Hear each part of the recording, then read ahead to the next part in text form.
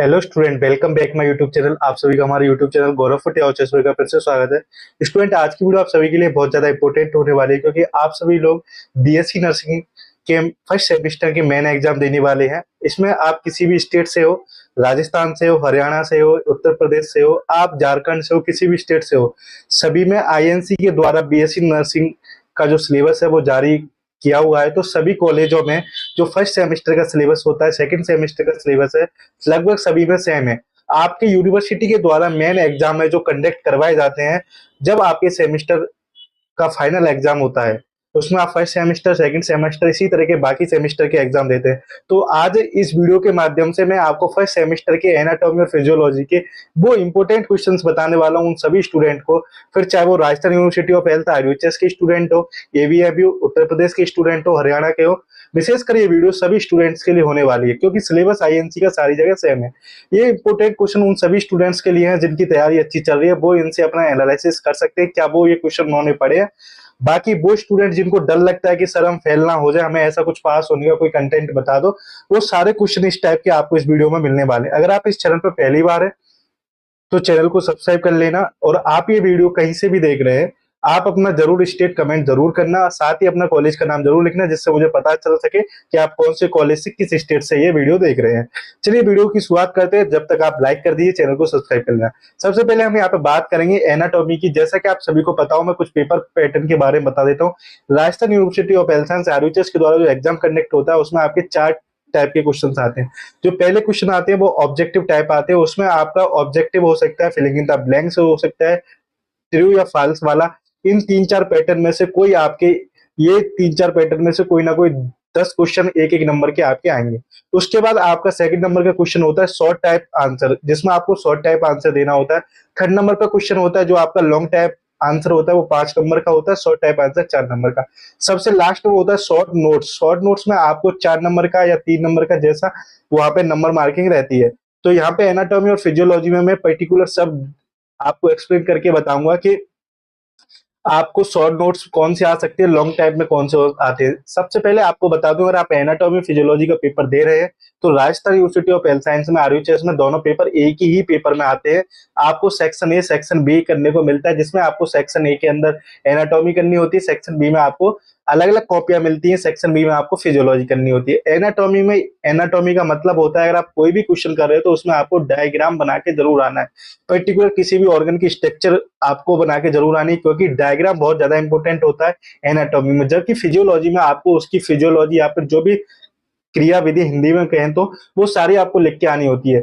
आज इस वीडियो में मैं आपको वो इंपॉर्टेंट क्वेश्चन बताने वाला हूं जिनसे आपको ये क्वेश्चन आ सकते हैं। साथ ही आप जो अपनी पढ़ाई कर रहे हैं वो कंटिन्यू रखना। ये सिर्फ आपके लिए हेल्प करने वाले हैं। इनसे एग्जाम में आपको लगभग 70 से 80% और 90% तक आपका सिलेबस कवर हो जाएगा, और इनके अलावा कोई एक आधी क्वेश्चन बाहर से आएगा। इसलिए आपको बुक्स जरूर पढ़नी है। Filling in the blanks, object और ट्रू फॉल्स के लिए आप बुक्स के पीछे आपने जो भी बुक्स परचेस किए उसमें दे रखा होता है, तो वो वाले क्वेश्चंस आपको जरूर देख के जाने हैं। ये यहाँ पे शॉर्ट टाइप, लॉन्ग टाइप और जो भी आपके शॉर्ट नोट्स वाले क्वेश्चन कवर होंगे, क्योंकि यहाँ पे फिलिंग इन द ब्लैंक्स तो कुछ भी आ सकता है, ऑब्जेक्टिव कुछ भी आ सकता है। चलिए वीडियो शुरुआत करते हैं, जब तक आप लाइक कर दीजिए। तो सबसे पहले हम यहाँ पे देखते हैं स्टूडेंट, यहाँ पे पहला क्वेश्चन है। एनाटॉमी में अगर बात करें तो एनाटॉमी में आपको यहाँ पे देखने को मिलेंगे शॉर्ट टाइम में पहला जो चैप्टर है टाइप ऑफ मसल। आपको मसल से यहाँ पे करनी है, जिसमें आपकी कार्डियक मसल, स्केलेटन मसल और स्मूथ मसल, इनमें आपको पूछता है, डिफरेंस पूछ सकता है, आपको एक्सप्लेन करना भी आना चाहिए, या फिर इनका डायग्राम पूछ सकता है। ये आप लगभग 12th में पढ़ के आए होते हैं ना। चलो इसके बाद नेक्स्ट है मसल रेस्पिरेशन। मसल रेस्पिरेशन आपने 12th में पढ़ा होता है। इसमें आपको उतना लेवल लिख के आ जाना है, कोई दिक्कत नहीं है, यूनिवर्सिटी में अच्छे नंबर आ जाएंगे। उसके बाद आप नेक्स्ट बात करते हैं लिम्फेटिक टिश्यू या स्प्लीन। लिम्फेटिक टिश्यू या स्प्लीन में से आपके ये सारे शॉर्ट नोट्स क्वेश्चन है ना, ये आपको पढ़ के आने हैं। उसके बाद अगर एंडोक्राइन सिस्टम में से बात करें शॉर्ट नोट्स में, तो आपके thyroid gland, hypothalamus, adrenal gland और पिट्यूटरी ग्लैंड, इन ग्लैंड्स को आपको जरूर पढ़ना है। उसके बाद बात करते हैं सेंसरी ऑर्गन में एक चैप्टर है आपका, उसमें ईयर आई टंग है, तो उसमें से आप ईयर आई दोनों में से एक आपको पढ़ के जाना है। इनके डायग्राम जरूर देख के जाना है, क्योंकि इनके डायग्राम पूछते हैं। एनाटॉमी का मतलब ही होता है डायग्राम अच्छे से करके आने हैं। चलो उसके बाद बात करते हैं 6 नंबर पर। आपका बोन स्ट्रक्चर पूछता है कि बोन आपको स्ट्रक्चर पूछता है, और उसको आपको क्लासिफिकेशन भी करना होता है। इस तरह से आपने स्ट्रक्चर पढ़ी होगी बोन की, लॉन्ग बोन में, यहाँ एपिफाइसिस, हाइपोफाइसिस और ये यहाँ पे बोन मैरो वगैरह, वो आपको डायग्राम बनाना होता है। अब बात है नर्वस सिस्टम में से आपको नर्व, सारी आपको नर्व्स आना चाहिए तथा उनके फंक्शंस आना चाहिए, कौन सी नर्व्स है ना, टोटल नर्व्स के बारे में थोड़ा ये शॉर्ट नोट्स में आ सकता है। चलो अब बात करते हैं लॉन्ग टाइप क्वेश्चन की। अब लॉन्ग टाइप क्वेश्चन में आपको कौन से क्वेश्चन देखने को मिलेंगे? एनाटॉमी की बात कर रहे हैं। देखो जब आप इन एनाटॉमी फिजियोलॉजी में जो एनाटॉमी के भी है उनकी भी आपको फिजियोलॉजी पढ़नी है। कई बार क्या होता है एनाटॉमी फिजियोलॉजी में सेम क्वेश्चन आ जाते हैं, एक में आपको डायग्राम पूछ लेता है, एक में उसकी फिजियोलॉजी पूछ लेता है। तो आपको एनाटॉमी और फिजियोलॉजी में जब भी आप पढ़ो तो एनाटॉमी की भी फिजियोलॉजी पढ़नी है, जो भी यहाँ पे क्वेश्चन है उसका भी साथ में फिजियोलॉजी तो आप पढ़ोगे, वो तो मैं आपको बताऊंगा, साथ में यहाँ पे जो मैं लिख रहा हूँ एनाटॉमी वो आपकी फिजियोलॉजी भी उसकी पढ़नी है। सबसे पहला चैप्टर आपका आता है सेल कोशिका वाला। इसमें आपको सेल डिवीजन पूछता है, सेल डिवीजन लॉन्ग में पूछ सकता है, क्योंकि ये डायग्रामेटिक क्वेश्चन है जिसमें आप सारी फेज बना के डायग्राम से एक्सप्लेन करके आना, ज्यादा नंबर आएंगे क्योंकि लॉन्ग क्वेश्चन है। उसके बाद structure of the organ of respiration. अब ऑर्गन ऑफ रेस्पिरेशन में आपका लंग्स पूछ सकता है ना, लंग्स क्या स्ट्रक्चर सहित आपको एक्सप्लेन करना है। एलिमेंट्री कैनाल आपको पूरी आनी चाहिए, वो आपको जरूर पढ़ना है क्योंकि लॉन्ग में आता है क्वेश्चन।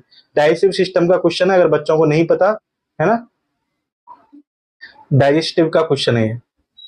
चलो इसमें सारे आपके जो भी असेसरी ऑर्गन हो सकते हैं उनमें से कोई पूछ सकता है पर्टिकुलर, या तो कोई आपकी पूछ सकता है लॉन्ग इंटेस्टाइन या स्मॉल इंटेस्टाइन, ये पूछ सकता है ना। स्ट्रक्चर ऑफ हार्ट आनी चाहिए, बहुत ज्यादा इंपॉर्टेंट है और कई बार पूछा हुआ एग्जाम में। जॉइंट्स क्लासिफिकेशन, जॉइंट्स का क्वेश्चन आपका क्लासिफिकेशन एनाटॉमी में 100 बार आता है, या तो फिजियो में या एना में आपका पूछा जरूर जाएगा। उसके बाद स्ट्रक्चर ऑफ किडनी, ये भी आपका मोस्ट इंपोर्टेंट है, किडनी की स्ट्रक्चर और एक्सप्लेन सबको आना चाहिए।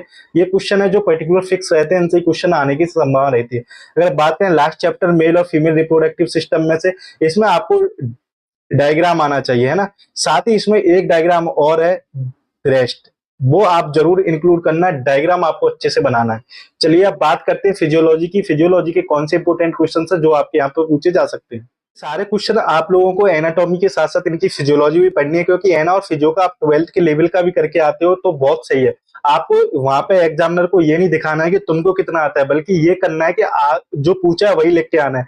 कुछ बच्चे एक्स्ट्रा लिखने की कोशिश करते हैं, तो एक्स्ट्रा जब ही लिखें जब आपके पास टाइम है, क्योंकि टाइम मैनेजमेंट करना ही मेन एग्जाम में यूनिवर्सिटी का बहुत ज्यादा इंपॉर्टेंट है। क्योंकि आप लोग फर्स्ट बार एग्जाम दे रहे हो तो आपको टाइम मैनेज करना बहुत जरूरी है मेन एग्जाम में। और इंटरनल में आपके पास टाइम का रेशन नहीं रहता, जबकि यहाँ पे रहता है। अगर उसमें लास्ट बात करते हैं सीएनएस और एएनएस की, तो इसमें CNS system, ANS spinal cord और ब्रेन, इन तीनों की थ्योरी और इसका डायग्राम आपको आना चाहिए, क्योंकि ये जो क्वेश्चन है अगर मान लो एना में नहीं आता तो ये फिजियो में आ जाता है ना।